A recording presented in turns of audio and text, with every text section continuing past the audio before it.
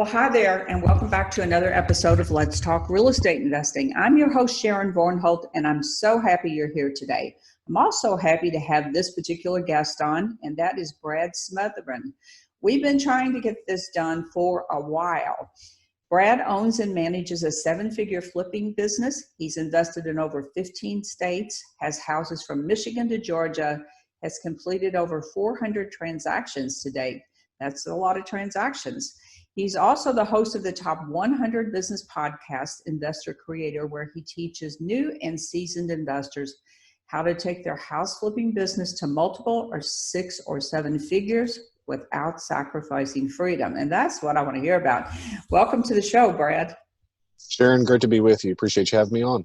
Yeah, so I appreciate you. We were talking about before the show about how life gets in the way of your best podcast setup. And I love that you're in your car and that you're here anyway. So for people that don't know about you and your background, tell everybody a little bit about how you got started.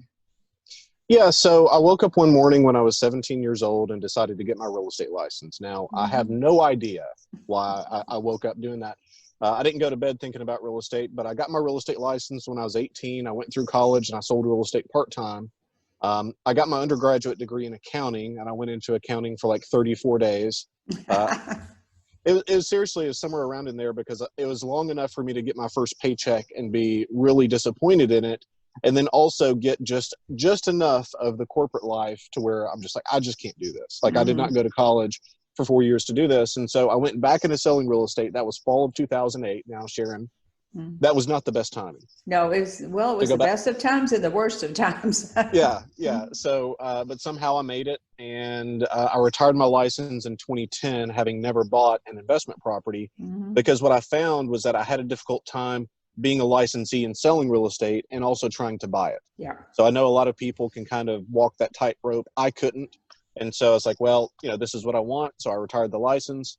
It took me 8 months to hit my first deal, but I hit my first deal and grew the business from there. So that's kind of how I got started.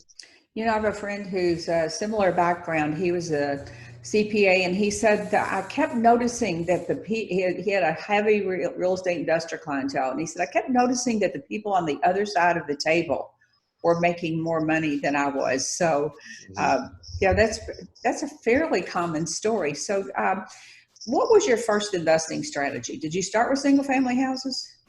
I did. And mine's a little bit different. So I'm not a wholesaler, although I've done a handful of wholesales in my career, and I'm not really the best fix and flipper. So although I've done that too, really what we're good at is creating financing. So we'll buy a house either subject to or with traditional owner financing and sell the house with owner financing, and we're creating notes. So to put numbers to my first deal, and I still remember the lead when it came in, it was August of 2010. And I was sitting in my truck, and this was when gas was $4 a gallon. Oh yeah. So it was painful to fill your truck up with gas. And I remember the voicemail, and I was thinking, I just don't want to call another person back. I just felt so beat up and defeated because just nothing had gone well. And I was like, well, check your commitment. Like, this is what you wanted. And so it's like, okay, called the guy back. Somehow got the property under contract. And so here are the numbers. We bought the property. There's $97,000 owed on the mortgage in first position. We bought it subject to that. The sellers didn't want any cash at closing, so it was just 97. I sold it with owner financing for 135 with 20,000 down in 3 days. Okay. And so that was my first deal, and it gave me really the confidence to say that, hey, I can actually go and do this business and a little bit of cash to work with. So we began to scale from there. So that's actually not what I consider a beginner strategy. You did seller, subject to. No, then you did seller financing. So we've all done that, but that's not what your typical first time person does. But you had a financial background and you had a real estate license. So I think regardless, I'm not a person that believes you necessarily need a real estate license to be an investor. There are pros and cons on both sides of that. But one thing about getting your license is the knowledge you gain. So for the people that do that, they've got knowledge. So that's really interesting. So have you stayed in as primarily a lender then, or a creative finance guy? Effectively. So, I mean, whenever I started off creating owner financing, I thought, well, one day when I have enough cash, I'll go and do the bigger deals. I'll do the big rehabs and all of that. Yeah. I did the HGTV style gut down and reframes and all this. And what I found for me is that it was just a management nightmare. Like, I know what it's supposed to look like, but I'm not handy. I don't enjoy managing contractors, and they need management, believe me. And so I was just like, okay, let me go back to what I know, which is creating owner financing. And then also at the end of 1 year, I was like, okay, let me take my favorite 10 deals of the year, the most profitable and the easiest. Something like 8 out of 10 were owner finance deals. It's like, okay, let me just go back to my bread and butter and stick with that. So were you buying at that time? I mean, people in 2008, 2010, people were just wanting to escape. They wanted out. They were very open to creative finance. So do you think it was the time that made that easier for you, or you just think it was your gift? I think the timing is certainly part of it. I mean, because you're right. Almost nobody's a big word. Practically nobody had an equity position. Right. So, I mean, for the people that are in the business now listening to this that weren't in the business then, I mean, it was real estate Armageddon. Yes. And nobody had an equity position. The lending postures of banks was just super, super tight.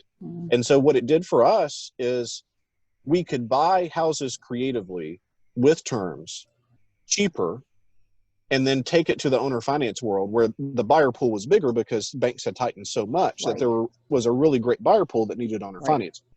And so I think that was a big, big part of it. But then, it also worked during the best of times the past few years as well. But we got really good at it. So that helped. I look back on that time. So for me, I had been investing part-time for 10 years at that time because I had a home inspection business for 17 years. Talk about a business to not be in 2008. So I was pretty well done with that business. So I closed that business and began investing full time. But my strategy had been buy and hold, and I would do a rehab, which, as you said, was managing contractors and the whole thing. And the uncertainty of what was actually going to wait for you at the end was tough. But I had been in this business 10 years, and I'd never wholesaled a deal. And overnight, I became a wholesaler because I was good at marketing. And there were still people out there that had resources that could get a loan, but your end buyers couldn't get a loan. So then that person would rehab the house, sell it on terms. It was when I noticed people getting really seriously creative. And of course, all this was before Dodd-Frank too. So when that came along, let me talk about that. Did that kind of put a wrench in your business for a while? Not really, because on a vast majority of our transactions, we don't originate. So we'll actually have our seller originate the loan and then assign the note and deed of trust or mortgage to us. Right. Okay. So and so we're not originating. You're not originating. So I know people that were heavy into the seller financing, and they just simply hired a loan originator. So that was, but then I know other people who were seasoned investors that simply quit doing those types of deals. So it was kind of crazy, really, that they didn't think through the process that you got so good at. Well, and you're right. Back then, I remember builders with new construction houses were doing lease options just to get out from under the payment. Right.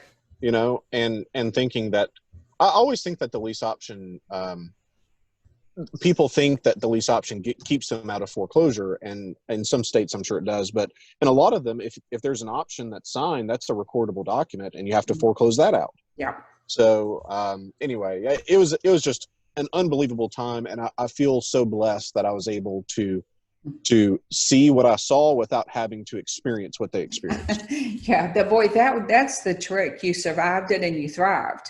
And so many people, I knew so many investors that they had good, solid businesses, but they had the wrong property mixes. They had mortgages. And then all of a sudden, people with 800 credit scores had the wrong mix of houses in their portfolios. And overnight, they were done as far as borrowing money.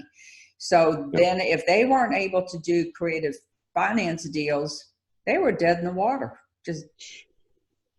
And one of the staples of my business, we don't have any bank money in our business. And the reason for that is what I saw in 2009 was that, the Fed would come into these local banks and say, well, you're over leveraged in real estate. You need to call loans. Exactly. And the loans that I saw get called were the people that had been anti-debt, but they had taken on commercial loans and had been paying the debt down aggressively over years. So their loan to value was the least likely to affect the bank in a negative way if it didn't pay off. Right. And so the builder developer that I worked for 3 years through college, I managed his model home. He opened up a new section of development, had done exceptionally well, and was kind of, I'm not going to say Dave Ramsey style, but he was anti-debt and he was paying down the debt aggressively.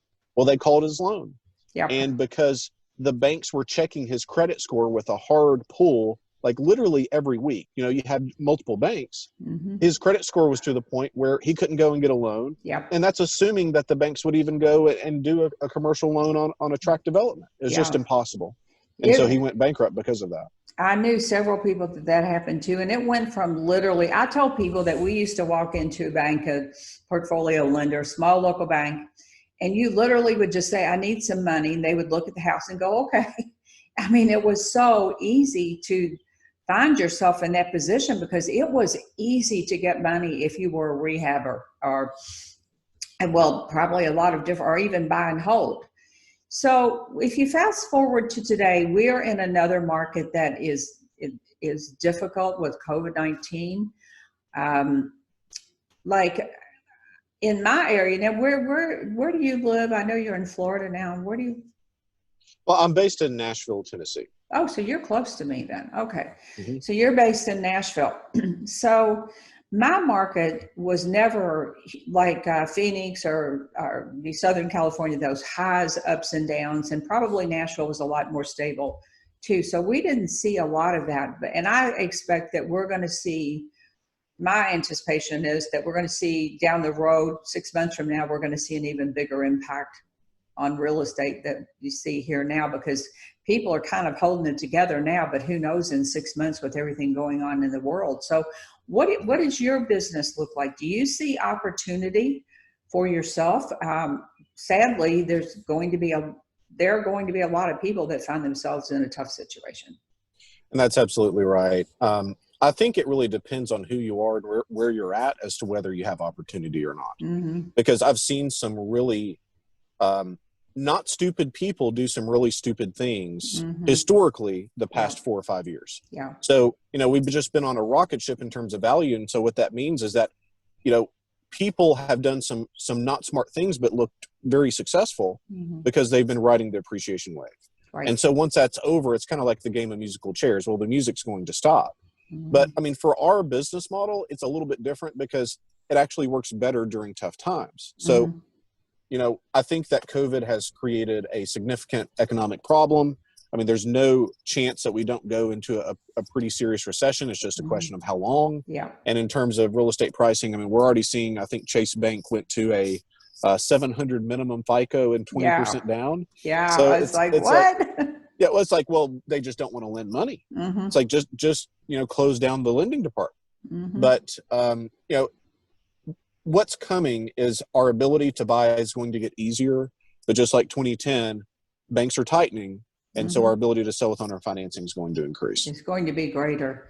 So that's a good point for people to take from this is there's never been a better time to learn creative finance, seller financing, subject to all of the things Brad's talking about. You simply cannot depend on bank. That's my theory. And there's a place for investor-friendly banks, certainly in the real estate world. They do a lot of good. There's private money around, but you cannot beat not being on the hook for, doing creative finance deals where you are the bank, where you're doing subject tos and things like that. So that's my thought on the subject, because I keep going back to, in my area, it was 2008. It was a whole different world and a whole different way. You had to pivot very quickly on how you did business. And I think that's going to hurt a lot of new investors because they don't know how to do that. Well, and it's tough because all they know is an appreciating market. And I mean, even if it had just been maybe a 2 or 3% appreciation rate to where you couldn't do stupid things and get away with it, right? conservatism just flew out the window, and it's got to come back. So what do you see now for your business? So you're doing seller financing. What do you see as far as, are people having trouble paying you? It's been really surprising that we haven't had more issues. The issues that I've had really have been my rentals. So I don't have many rentals. I think we have somewhere around 10 units or so. And, but we have significantly more in note. And it's not my owner finance deals that are having a problem. It's my tenants. And I think the difference is, generally when we're selling a house, we're getting on average a $25,000 down payment. And, Nashville and surrounding markets is not a really super expensive market. I mean, Nashville proper has gotten more expensive, but I mean, we get $20K down payment sometimes on $90,000 houses, and so it alleviates the risk to a big extent. So, but no, we haven't really had many issues when it comes to people paying right now. So are these, let me just be clear. So these are properties you bought subject to the existing financing? Either we bought it subject to an existing lien, or if the property was free and clear, a lot of times we're able to negotiate a 0% rate owner finance. Okay. And then you owner finance secondarily. Correct. Okay. That's very, very interesting. And I think like you do, there's going to be a whole lot more of that very, very soon. Yeah, So no doubt. You haven't been too affected then by the CARES Act and the tenants and all of that. No, and it's really not an issue for us. Okay. Now, did you ever do multifamily or strictly single family? No, I don't really know much about multifamily, and it's an interesting asset class. I have a good friend of mine that has close to 700 units or so, but he bought them in like 2011. So, I mean, so he's probably the best, the smartest guy that I've ever seen in terms of timing, because he sold 700 rentals in 2006. That he had with partners, and then in 2011 he bought all multifamily. So it's just pretty good timing. But I don't understand how a 3 or 4 or 5 cap works. That just seems asinine to me. It's like, well, I understand now you can apparently get 35-year loans at 4%. Like, okay, cool, but I just don't understand that. So I've kind of stayed away from it. Well, no, I think you've got a great business model, and I think that's the key to success in real estate. One, you have to like what you do. Yes. You can do it if you don't like it, but it is so much harder if you don't like what you're doing. But you have to find your niche. You have to find what it is you want to do, what it is that you like to do, and what it is you're good at. And certainly with a finance background, so much of the number stuff is just easier when you have that background. Well, it didn't hurt for sure, but I'm just so glad I don't have to be an accountant. I can just do my own accounting, Okay. So looking back, is there something you wish you'd done differently, or that you have, you say, boy, I mucked that up, or just, I think most people look back and they go, well, I wish I had done this sooner, or I wish I hadn't done this. Do you have any of those? I think everyone that's been in and they're honest with themselves has those. I think my biggest one, a lot of people say I wish I'd got in earlier. I can't really say that because I got in pretty darn early. I wish I had believed earlier. So whenever I first started, a big reason why I got into real estate was I felt like real estate, I'd always heard, well, real estate's created more millionaires than any other asset class. And I think that's probably true. Yeah. But I thought, well, maybe I should go and learn the industry where it's the easiest, because I'll have the highest likelihood of success. So I'm not in love with houses. I do love the deal, and I do love helping people, and I really enjoy people. But I'm not in love with houses. And so I got into real estate really not believing in myself to begin with. I would have created a lot more at this point in my life, and would have been a lot faster had I focused on my mindset first, because I lost the first 3 or 4 years of my now close to 11-year career focusing on that. And by not focusing on that, it really slowed me down. Yeah. So for people getting started today that You're obviously very good at creative deals. Let's talk about how does someone getting started today navigate this market? How do they don't have your knowledge. How do they get started? What's your advice on what do they do after COVID-19? Is it a good time to still invest in real estate? Oh, absolutely. But I think you have to first understand what your goals are, and you structure deals around those goals. So not everyone should do what I do. You're right.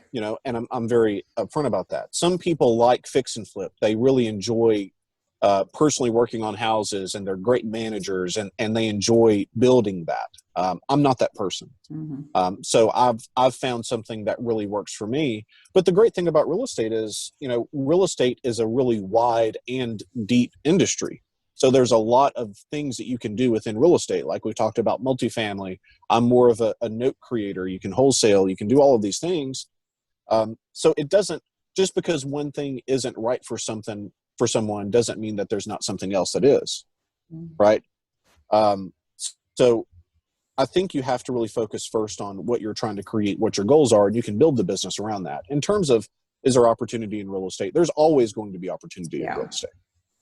As long as there's people, then there's going to be problems. And as long as there's problems, there's going to be house problems. Yeah. It's like, as long as people are getting foreclosed on, they're going through divorces, they inherit things they don't want, then we're going to have situations where we can really help, And I think that it's something that people don't realize how much we do help. Now, both of us, we've done enough transactions where we've had the transactions where people are just so thankful that we were there to help them, Yeah. But starting out, people can't really see that.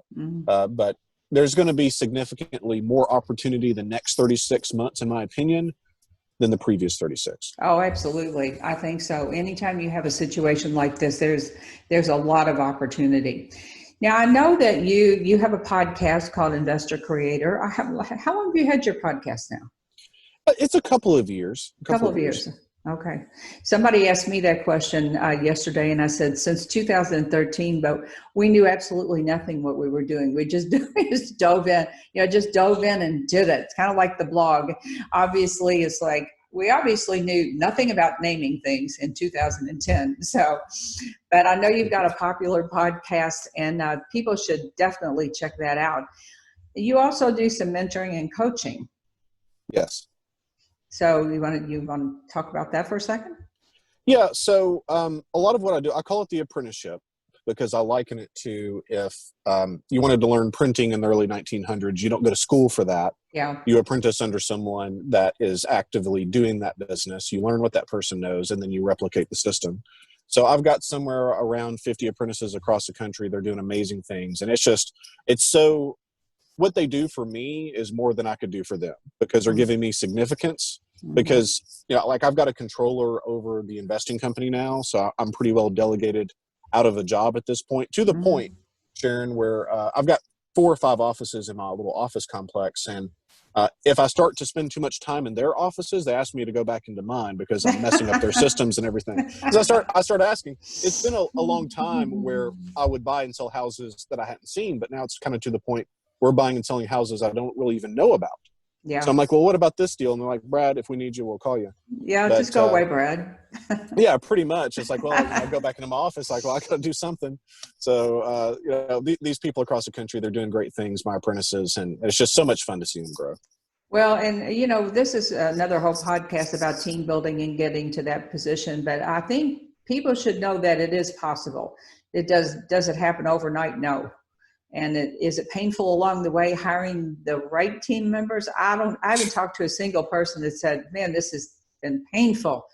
But once you get your formula, and what I've found common amongst people that get a really good team is they've created a culture. While they want somebody with some skills, they're much more focused on, is the person a fit for my goals, for my company, for the culture I want to build with these people? And are these people going to be invested in building my business? And that's not an easy person to find.